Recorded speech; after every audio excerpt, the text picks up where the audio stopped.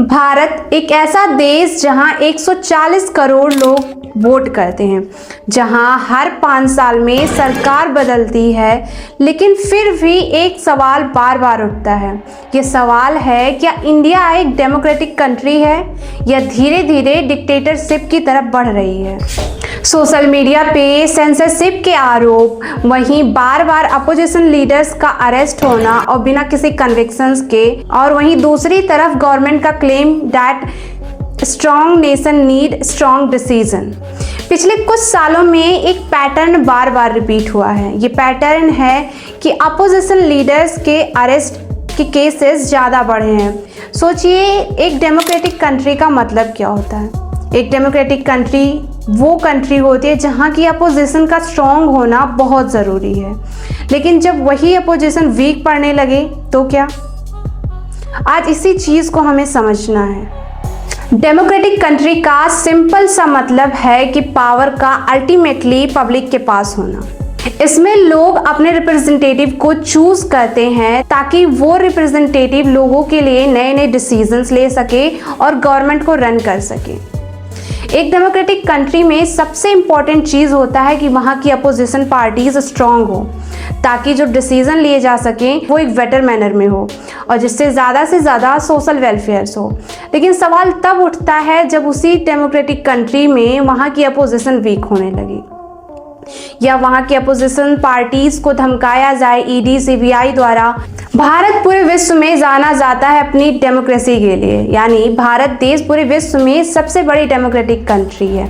यहाँ हर साल इलेक्शंस होते हैं, चाहे वो स्टेट इलेक्शंस हो, सेंट्रल इलेक्शन हो या फिर लोकल इलेक्शंस हो, हर साल इलेक्शंस होते हैं। यहाँ पे इलेक्शन कमीशन इलेक्शन को कंडक्ट करवाती है, लोग वोट देते हैं ताकि अपने रिप्रेजेंटेटिव को चूज़ कर सकें और वो चूज़ किया गया हुआ रिप्रेजेंटेटिव गवर्नमेंट को रन कर सके। लेकिन डिबेट तब शुरू होता है जब इसी डेमोक्रेटिक कंट्री पर बार बार सवाल उठाए जाएं डिक्टेटरशिप और सेंसरशिप के। चलिए समझते हैं, इंडिया इतनी बड़ी डेमोक्रेटिक कंट्री है बट इसके बावजूद भी लोग इसे एक डिक्टेटरशिप कह के बुलाते हैं। बट डेमोक्रेटिक कंट्री का मतलब तो इक्वालिटी भी होता है कि जब एग्जिस्टिंग गवर्नमेंट है और अपोजिशन गवर्नमेंट, अगर दोनों में एलिगेशंस लग रहे हैं तो दोनों को इक्वली अरेस्ट करा जाए, ना कि अपोजिशन लीडर्स पे ज़्यादा प्रेशर डाला जाए वहीं एग्जिस्टिंग गवर्नमेंट पे कम प्रेशर। 2024 में अरविंद केजरीवाल को ईडी ने ये कहकर अरेस्ट किया था कि उन्होंने दिल्ली एक्साइज पॉलिसीज़ में चेंजेस किए हैं, जिसकी वजह से अब जो भी उसमें प्रॉफिट हो रहा है उसका कुछ ना कुछ परसेंटेज आम आदमी पार्टी के लीडर्स को भी जा रहा है। डेट मीन्स आम आदमी पार्टीज के मेंबर्स को भी दिया जा रहा है। अरविंद केजरीवाल पर आरोप भी लगाए गए मनी लॉन्ड्रिंग और शराब घोटाले को लेकर। मनीष सिसोदिया एक बहुत बड़ा चेहरा आम आदमी पार्टी से, इन्हें भी सेम केस में अरेस्ट कर लिया गया। ईडी एंड सीबीआई ने इन पर भी एलिगेशंस लगाए मनी लॉन्ड्रिंग और शराब घोटाले को लेकर। हेमंत सोरेन, इन पर भी लैंड स्कैम और मनी लॉन्ड्रिंग के केसेस लगाए गए, बाद में इन्हें भी अरेस्ट कर लिया गया। पिछले कुछ सालों में एक पैटर्न बार बार रिपीट हुआ है। जब जब इलेक्शन का समय आता है तब तब अपोजिशन के टॉप लीडर्स पर ईडी, सीबीआई और इनकम टैक्स के एक्शंस तेज हो जाते हैं। लेकिन सबसे बड़ा सवाल ये नहीं है अरेस्ट होने के बाद जब कन्विक्शंस प्रूफ नहीं होते, जब तो यही अपोजिशन पार्टीज सवाल उठाती हैं कि ऐसा सिर्फ अपोजिशन पार्टीज के साथ ही क्यों होता है। जब कन्विक्शंस नहीं है तो अरेस्ट इतनी ज़्यादा क्यों। वहीं गवर्नमेंट सपोर्टर्स का कहना है कि स्ट्रॉन्ग एक्शन का मतलब डिक्टेटरशिप नहीं होता बल्कि एक स्ट्रॉन्ग गवर्नमेंट का होता है। लेकिन गवर्नमेंट सपोर्टर्स का भी ये कहना है कि अगर सच में गवर्नमेंट चीटिंग कर रही होती तो शायद जो अपोजिशन पार्टीज स्टेट में इलेक्शंस जीत रही हैं वो भी ना जीत पाती, क्योंकि डिक्टेटरशिप कंट्री का मतलब होता है कि जो स्टेट और सेंट्रल लेवल पे रूलिंग पार्टी होगी वो सेम होगी। बट भारत देश में ऐसा नहीं है। भारत देश में अभी भी कुछ स्टेट्स में अपोजिशन पार्टी रूल करती हैं। लेकिन सच तो ये है कि आज भी इंडिया में इलेक्शंस हो रहे हैं, कोर्ट जजमेंट कर रही हैं और अभी भी स्टेट अपोजिशन लीडर्स के पास है। लेकिन कई बार ये कंसर्न भी देखने को मिलते हैं।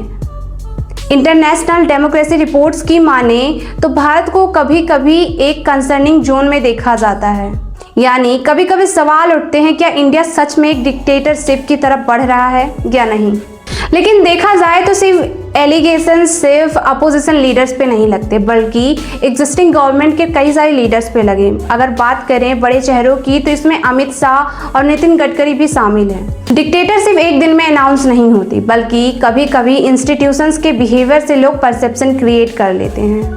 इसलिए सवाल इम्पॉर्टेंट है क्योंकि डेमोक्रेसी से वोटिंग का नाम नहीं है और जब तक देश में सवाल पूछने का हक पब्लिक के पास है तब तक फाइनल आंसर भी पब्लिक के हाथ में है। यानी डेमोक्रेटिक कंट्री में जो मेन पावर है वो पब्लिक के पास ही होती है, बस ज़रूरत है उस पावर को समझने और पहचानने की।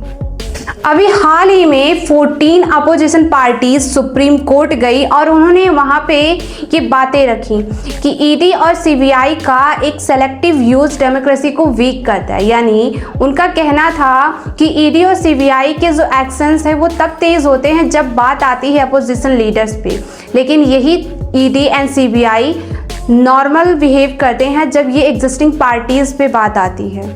गवर्नमेंट ने पार्लियामेंट में बताया कि पिछले 10 सालों में पॉलिटिकल पार्टीज पर 193 ईडी केसेस फाइल हुई जिसमें से सिर्फ 2 कन्विक्शन हुए।